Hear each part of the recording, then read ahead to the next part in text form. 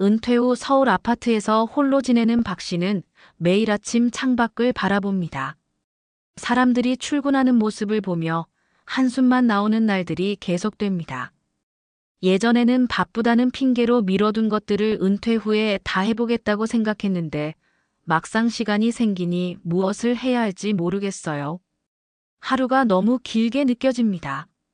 반면 같은 아파트 단지에 사는 김 씨는 은퇴한 지 5년이 지났지만 매일이 즐겁다고 합니다. 은퇴가 끝이 아니라 새로운 시작이라고 생각해요. 요즘은 하고 싶었던 일을 하느라 오히려 더 바빠졌어요. 김 씨의 하루는 아침 조깅으로 시작해 동네 도서관에서 독서 모임, 주 3회 자원봉사, 그리고 가끔은 손자와 함께 시간을 보내는 것으로 가득 차 있습니다. 무엇이 이 두 사람의 차이를 만들었을까요? 놀랍게도 돈도 아니고 건강 상태도 아니며 가족 관계도 아닙니다. 오늘 이 영상을 끝까지 시청하시면 은퇴 후 20년을 어떻게 살아야 할지 명확한 방향을 얻게 될 것입니다. 하지만 이 내용을 듣지 않는다면 평생 일해 모은 연금과 퇴직금이 있어도 의미 없는 하루하루를 보내게 될지도 모릅니다. 한국 노인의 65%가 은퇴 후 3년 이내에 우울증을 경험한다는 충격적인 통계. 여러분은 그 65%에 포함되고 싶으신가요? 아니면 나머지 35%의 행복한 노년을 보내는 비결을 알고 싶으신가요? 구독과 좋아요 누르시고 함께 해주세요. 은퇴 후 행복한 사람들의 단 하나의 공통점. 그것은 바로 목적의식입니다. 65세 전직 중학교 교사였던 정 씨의 이야기를 들려드리겠습니다. 정 씨는 교직에서 은퇴한 후 처음 1년간 우울증에 시달렸습니다. 40년 가까이 아이들을 가르치다가 갑자기 그 역할이 사라지니 내가 누구인지 모르겠더라고요. 매일 아침 일어나면 오늘은 뭐 하지? 라는 질문이 머릿속을 맴돌았어요. 정 씨는 은퇴 전만 해도 여행을 다니고 취미 생활을 즐기며 살겠다고 계획했습니다.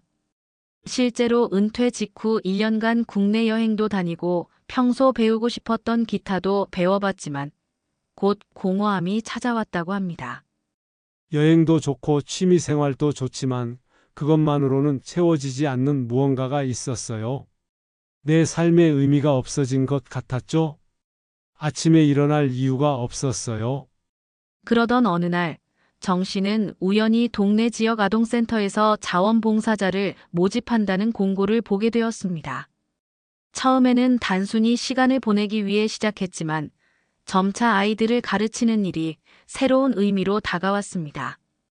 교사 시절과는 또 다른 보람이 있어요. 성적에 얽매이지 않고 정말 아이들에게 필요한 것을 가르칠 수 있으니까요. 특히 부모의 관심이 부족한 아이들에게 제가 할 수 있는 역할이 있다는 것이 저를 다시 살아있게 했어요. 정 씨는 지금 일주일에 3번 지역 아동센터에서 아이들에게 수학을 가르치고 있습니다. 봉사활동을 시작한 지 3년, 이제 그의 얼굴에는 웃음이 가득합니다.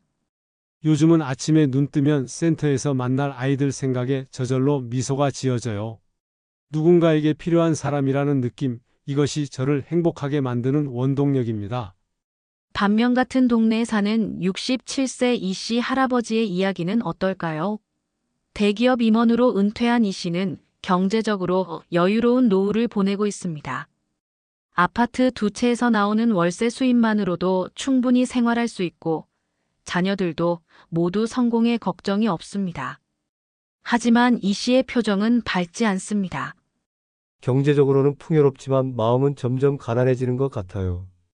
은퇴하고 나서 처음에는 여행도 다니고 골프도 치며 즐겁게 지냈어요. 하지만 그런 즐거움도 2년쯤 지나자 시들해졌죠. 이 씨는 40년 가까이 직장에서 중요한 결정을 내리고 수백 명의 직원을 이끌었습니다.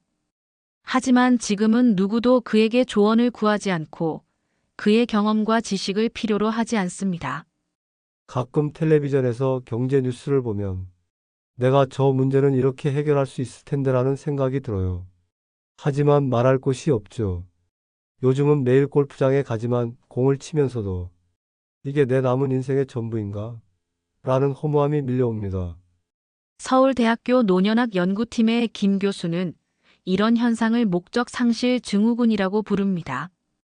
은퇴는 단순히 일을 그만두는 것이 아니라 삶의 목적과 정체성을 잃는 과정이기도 합니다. 특히 직업에서 큰 성취감과 보람을 느꼈던 사람일수록 은퇴 후 심리적 공허감을 더 크게 느낍니다. 연구 결과에 따르면 은퇴 후 뚜렷한 목적 의식을 가진 노인은 그렇지 않은 노인보다 우울증 발생률이 71% 낮고 인지기능 저하 속도도 48% 느리다고 합니다. 또한 목적 의식이 있는 노인은 심장 질환과 뇌졸중 발생률도 크게 낮았습니다. 그렇다면 은퇴 후 목적 의식을 어떻게 찾을 수 있을까요? 목적 의식을 찾은 사람들의 3가지 유형을 살펴보겠습니다. 첫 번째 유형은 멘토형입니다. 자신의 경험과 지식을 다음 세대에게 전달하며 가치를 찾는 유형입니다. 72세 최 씨 할아버지의 이야기를 들려드리겠습니다. 최 씨는 중소기업 CEO로 30년간 일하다 은퇴했습니다. 처음 몇 년간은 이 씨 할아버지처럼 여행과 취미생활로 시간을 보냈지만 점차 의미를 찾지 못했습니다. 그러던 중 우연히 지인을 통해 청년 창업자 멘토링 프로그램에 참여하게 되었습니다. 처음에는 내 경험이 요즘 젊은이들에게 도움이 될까 반신반의했어요. 하지만 첫 멘토링 시간에 한 청년이 내 조언을 듣고 진심으로 감사하다며 눈물을 보이는 걸 보고 큰 충격을 받았습니다. 최 씨는 지금 일주일에 2번 창업 인큐베이팅 센터에서 청년 창업자들을 만나고 있습니다. 젊은이들의 열정에 내 경험을 더해주는 일이 생각보다 훨씬 보람차요. 내가 30년간 배운 것들이 누군가에게 도움이 된다는 사실이 너무 기쁩니다. 가끔은 내가 더 많이 배우는 것 같아요. 최 씨는 멘토링 외에도 자신의 경험을 바탕으로 한 책을 집필 중입니다. 누군가는 내 실패와 성공의 경험이 도움이 될 거예요. 이젠 저녁에 잠들기 전에 오늘도 의미 있는 일을 했다는 생각에 마음이 편안합니다. 두 번째 유형은 학습 자형입니다. 평생 배우지 못했던 새로운 지식과 기술을 습득하며 성장의 기쁨을 느끼는 유형입니다. 69세 윤 씨 할머니의 이야기를 들려드리겠습니다. 윤 씨는 전업주부로 평생을 살았습니다. 자녀 셋을 키우며 가정에 헌신했지만 항상 더 배우고 싶다는 갈증이 있었습니다. 젊었을 때는 대학에 가고 싶었지만 형편이 어려워 포기했어요. 결혼하고 아이들 키우느라 그런 꿈은 잊고 살았죠. 하지만 마음 한구석에는 항상 배움에 대한 갈증이 있었어요. 윤 씨는 막내가 대학을 졸업하고 60세가 된 해에 늦깎이 대학생이 되기로 결심했습니다. 처음에는 가족들도 반대했지만 그녀의 결심은 확고했습니다. 처음 대학 캠퍼스에 갔을 때 무척 두려웠어요. 손주뻘 되는 학생들 사이에서 공부할 수 있을지 걱정했죠. 하지만 막상 수업이 시작되니 그런 걱정은 사라졌어요. 배움의 즐거움이 그 모든 걱정을 덮어버렸죠. 윤 씨는 심리학을 전공하며 새로운 세계를 발견했습니다. 4년간의 학부 과정을 마치고 지금은 석사 과정에 도전 중입니다. 매일 새로운 것을 배우고 토론하고 글을 쓰는 과정이 너무 즐거워요. 제 나이에 이런 성장을 경험할 수 있다는 게 축복이라고 생각해요. 이제는 배운 것을 바탕으로 노인 심리 상담사가 되는 것이 목표입니다. 세 번째 유형은 창조 자형입니다. 평생 미루어 두었던 창의적인 활동을 통해 자기 표현의 기쁨을 찾는 유형입니다.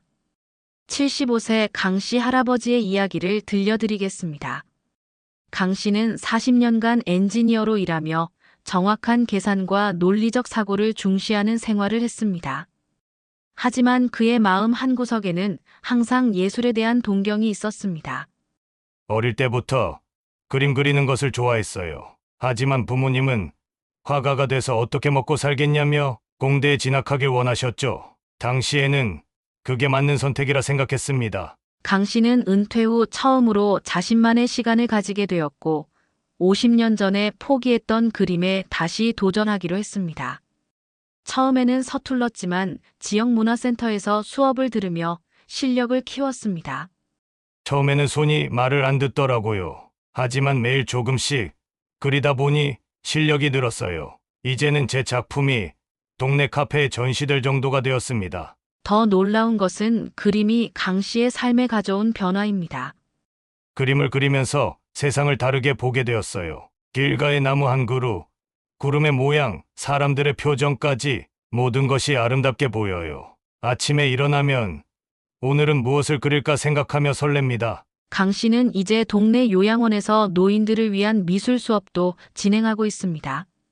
제가 그림을 통해 얻은 기쁨을 나누고 싶었어요. 치매가 있으신 분들도 그림을 그리면서 잠시나마 행복한 순간을 경험하시는 모습이 보람차요. 이처럼 은퇴 후에도 행복을 유지하는 사람들의 공통점은 분명합니다.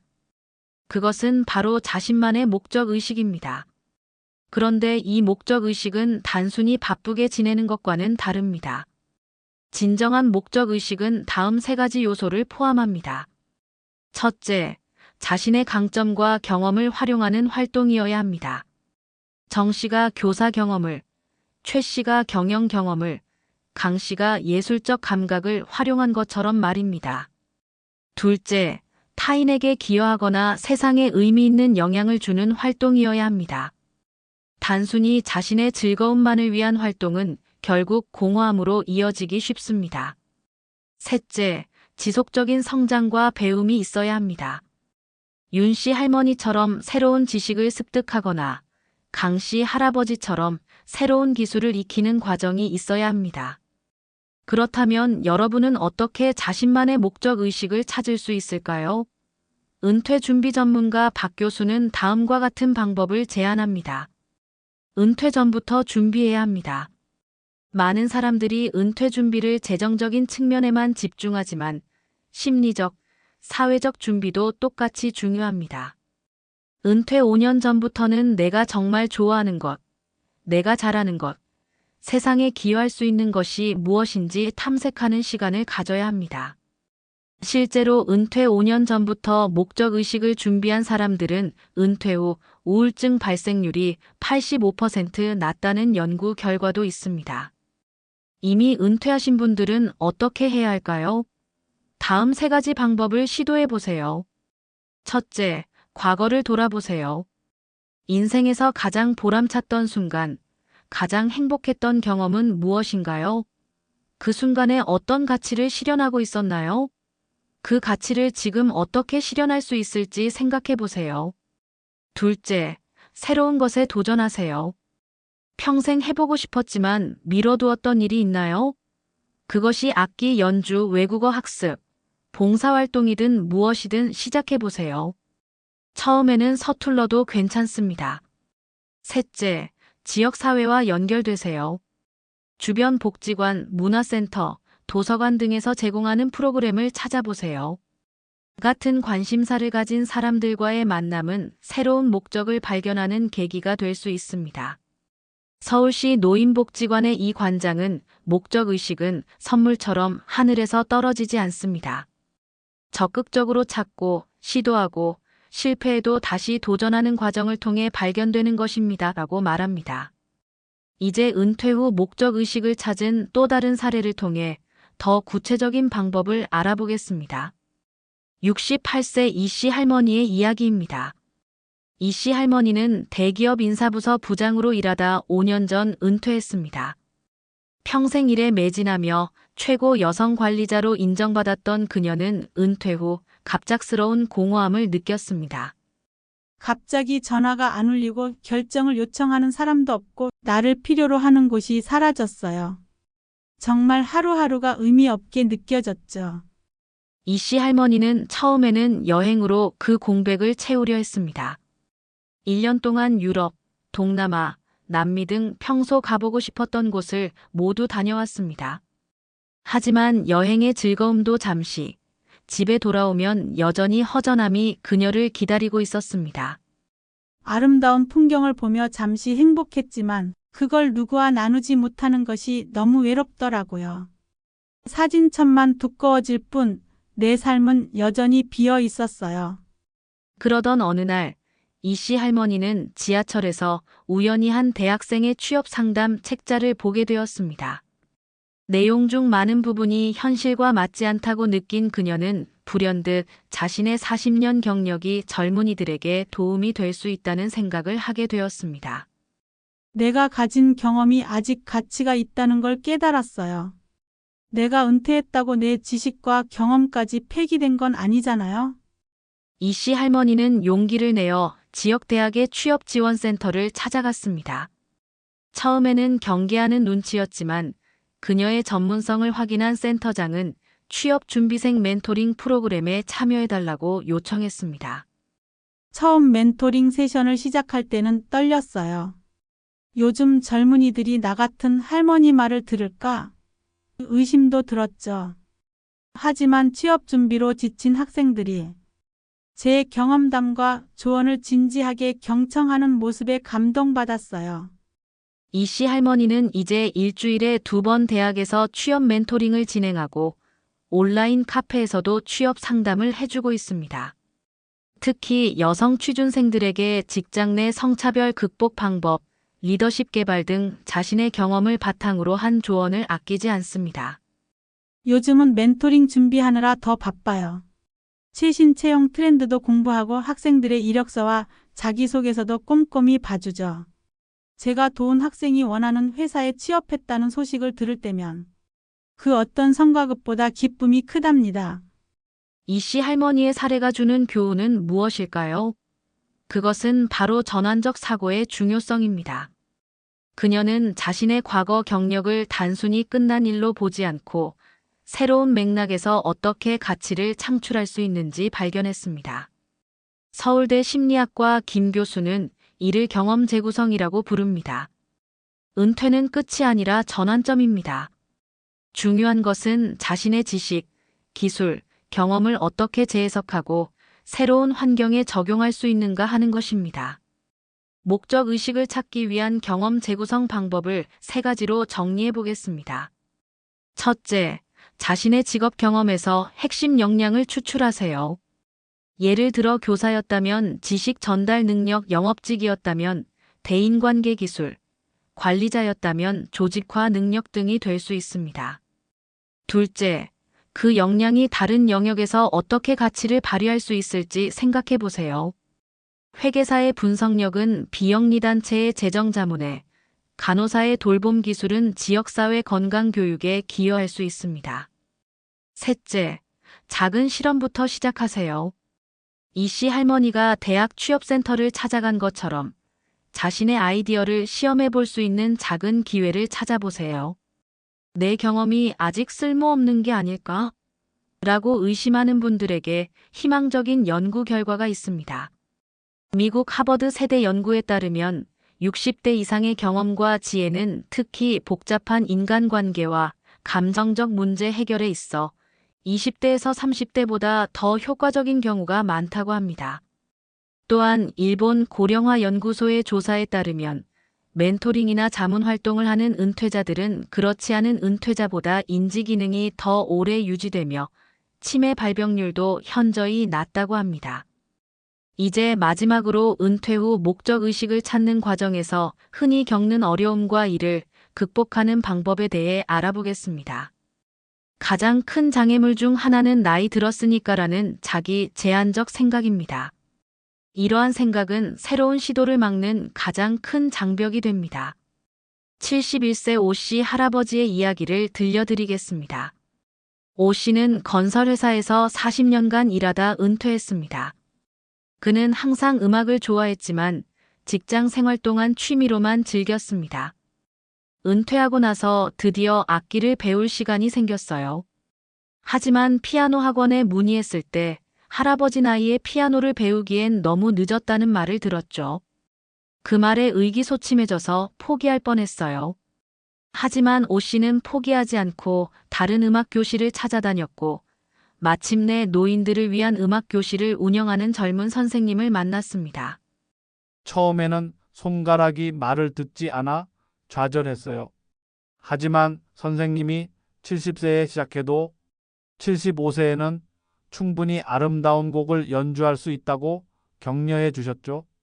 3년이 지난 지금 오 씨는 쇼팽의 간단한 곡을 연주할 수 있게 되었고 양로원에서 작은 연주회도 열고 있습니다.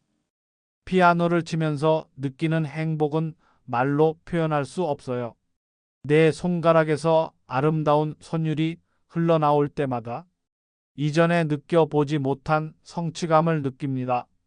오 씨의 경험에서 우리가 배울 수 있는 교훈은 무엇일까요? 그것은 바로 나이라는 숫자에 자신을 가두지 말라는 것입니다. 서울대 노년학 연구소의 최 교수는 나이는 단지 숫자에 불과합니다. 학습 능력이나 창의성은 의지와 꾸준한 노력이 있다면 80대, 90대에도 발휘될 수 있습니다라고 말합니다. 실제로 하버드 의대 연구에 따르면 새로운 기술을 배우는 행위 자체가 뇌의 신경 연결을 활성화하며 이는 나이와 관계없이 발생한다고 합니다.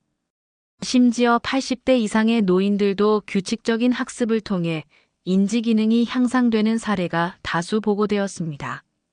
목적 의식을 찾는 과정에서 맞닥뜨리는 또 다른 어려움은 완벽주의입니다. 많은 은퇴자들이 새로운 분야에 도전할 때 자신의 서툰 모습을 견디지 못하고 포기합니다. 65세 김 씨 할머니의 이야기를 들어보겠습니다. 김 씨는 회계사로 일하다 은퇴 후 요리에 도전했지만 초반의 실패에 좌절했습니다. 평생 정확한 숫자와 분석으로 살아온 저에게 요리의 감각적인 부분은 너무 낯설었어요. 맛이 없다는 가족들의 반응에 자존심이 상해서 포기할 뻔했죠. 하지만 김 씨는 요리 선생님의 조언을 따라 즐기는 과정에 집중하기 시작했습니다. 처음부터 완벽하게 하려고 하지 말고 매일 조금씩 실패해도 그 과정을 즐기라는 조언이 큰 도움이 되었어요. 지금 김 씨는 한식 요리 자격증을 취득하고 이주 노동자들을 위한 한식 요리 교실을 운영하고 있습니다. 제가 만든 음식을 먹고 고향 생각이 난다는 외국인들의 말을 들을 때 너무 행복해요. 이제는 정확한 레시피보다 사람들과 음식을 나누는 과정 자체가 즐겁습니다. 이처럼 목적 의식을 찾는 여정에서는 과정을 즐기는 마음가짐이 중요합니다. 완벽한 결과보다는 배우고 성장하는 과정 자체에 의미를 두는 것이 지속적인 동력이 됩니다. 마지막으로 많은 은퇴자들이 겪는 어려움은 사회적 지지 부족입니다.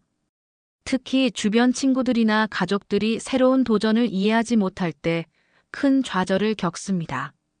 73세 박 씨 할아버지는 퇴직 후 환경운동가가 되기로 결심했지만 주변의 반응은 차가웠습니다.